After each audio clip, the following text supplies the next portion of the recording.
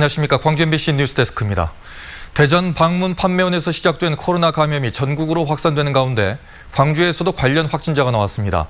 이 확진자는 전주에서 대전 확진자와 밀접 접촉한 뒤에 전북 익산의 여자친구에게 전파시킨 것으로 드러났습니다. 광주에 온 뒤에는 PC방을 다녀갔는데 아직 접촉자가 확실히 파악되지 않아서 우려가 높아지고 있습니다. 우정훈 기자가 취재했습니다. 대전 방문 판매원에서 시작된 코로나 확산이 전국으로 퍼지고 있는 가운데 광주에서도 관련 확진자가 나왔습니다. 전북 전주에서 대학을 다니는 20대 남성 A씨는 일행 2명과 지난 12일 대전 50번, 55번 확진자가 다녀간 전주의 분식점을 찾았습니다. 당초 방역당국은 A씨가 이 음식점에서 전북의 22번 확진자인 10대 여고생으로부터 감염된 것으로 파악했지만 동선 조사 결과 대전의 확진자와 분식점에서 머문 시간이 22분간 겹치는 것으로 확인됐습니다. 그러니까 우리 강주 33번 확진자가 이 전주 다방에 머물기 직전에 다녀갔습니다. 지난 18일 A씨와 함께 있었던 여자친구도 A씨의 확진 판정 이후 진단검사 결과 양성으로 확인됐습니다. 18일부터 인후통 증세를 호소한 A씨는 19일 무궁화 열차로 광주에 온 뒤 시내버스를 타고 이동해 북구 일곡동의 PC방과 마트를 방문했습니다. A씨는 이동하는 과정에서 마스크를 계속 착용했습니다. 현재까지 A씨와 광주에서 접촉한 사람은 207명으로 조사됐는데 문제는 가장 많은 접촉자가 나온 PC방을 방문한 193명 중 3분의 2인 129명의 신원이 파악되지 않고 있다는 점입니다. 전산상으로 하고 있긴 한데 그 아이디에서 이제 기록되는 개인 정보가 이제 부정확하기 때문에 A씨가 PC방을 찾았을 때는 청소년이 출입할 수 없는 시간대였지만 다음 날 방역 조치가 이루어질 때까지 30여 명의 청소년이 다녀간 것으로 파악돼 우려가 높아지고 있습니다. 계약을 하고 정상적으로 계약을 하고 다들 이제 야자도 못하는 학교에 지금 상황이어서 다들 독서실로 가는데 A씨 접촉자 중 부모 2명을 포함해 현재까지 바이러스 검사를 받은 접촉자들은 모두 음성으로 나타났습니다. 광주시는 휴대전화와 신용카드 사용 내역을 통해 추가 동선과 접촉자를 확인 중이고 A씨와 열차나 버스, PC방과 마트 등에서 접촉했을 것으로 보이는 시민들의 자발적인 신고를 당부했습니다. MBC 뉴스 우종훈입니다. 광주시가 내일부터 PC방에 대해서도 유흥주점이나 노래 연습장처럼 QR코드 입력을 통한 전자출입 명부제를 시행하기로 했습니다. 광주시는 광주 33번 확진자가 다녀간 북구 일곡동 PC방에서 접촉자를 조사하던 중 회원 명부에 기록된 정보가 실제 신상 정보와 다르다는 문제점이 드러났다며 PC방도 고위험 시설로 규정해 선제적으로 대응하기로 했다고 밝혔습니다. 광주 33번 확진자와 접촉한 학생들은 격리 조치되고 이동 동선에 있는 학교들은 온라인 수업을 진행합니다.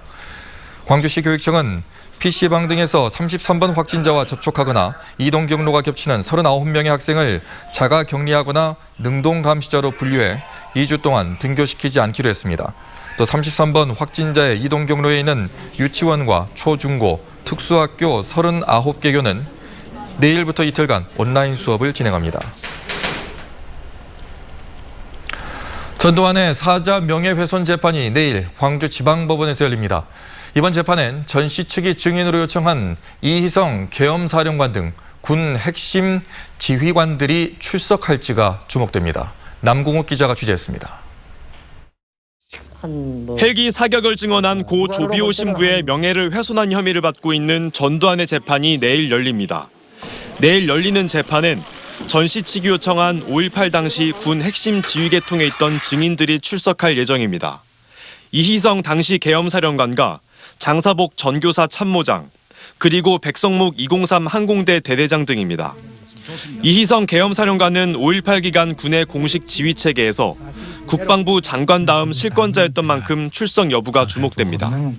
이들을 증인으로 신청한 전 씨 측 변호인은 헬기 사격을 지시할 권한이나 보고받을 위치에 있는 이희성 장사복 증인과 헬기 조종사인 백성묵 대대장이 헬기 사격의 진실을 알고 있을 것이라고 밝혔습니다. 하지만 세 사람 모두 고령인데다 일부는 법원이 발부한 증인 소환장을 받지 않은 상태라 재판 출석 여부는 불투명합니다. 재판에 출석한다 하더라도 5.18 기간 헬기 사격은 없었다고 주장할 가능성이 큽니다. 이희성 장사복 씨는 1995년 검찰 조사에서 헬기 사격은 없었다고 진술했고, 백성목 씨는 최근 인터넷 방송에 출연해 헬기 사격은 있을 수 없는 일이라고 말했습니다. 처음부터 끝까지 기관총 달지도 않았고 또 그 지상부대를 태우고 광주 시내에 들어간 적도 없습니다. 지난 1일 열렸던 재판엔 검찰 측 증인들이 헬기 사격은 있었다고 진술했던 가운데 내일 재판이 끝나면 한두 번의 증인 신문이 더 진행된 후 1심 판결이 내려질 것으로 예상됩니다. MBC 뉴스 남고웅입니다. 교사들에게 막말하고 수업권을 침해한 초등학교장에 대한 감봉 징계가 정당하다는 판결이 나왔습니다. 광주지법 행정 1부는 지난 2018년 교사들에게 폭언을 하고 수업권을 침해한 것으로 드러나 감봉 1개월 징계를 받은 전남의 한 초등학교장 A씨가 전라남도 교육청을 상대로 낸 감봉 처분 취소 소송에서 청구를 기각했습니다. 법원은 감봉 1개월은 징계 범위의 최소 기준에 해당한다며 청구 기각의 이유를 설명했습니다. 코로나19로 침체된 채용시장을 활성화하기 위한 일자리 박람회가 열립니다. 광주시는 다음 달 10일 김대중 컨벤션 센터에서 참여를 희망한 광주 소재 40여 개 기업과 구직자들 간 면접 기회를 제공하는 일자리 박람회를 개최합니다.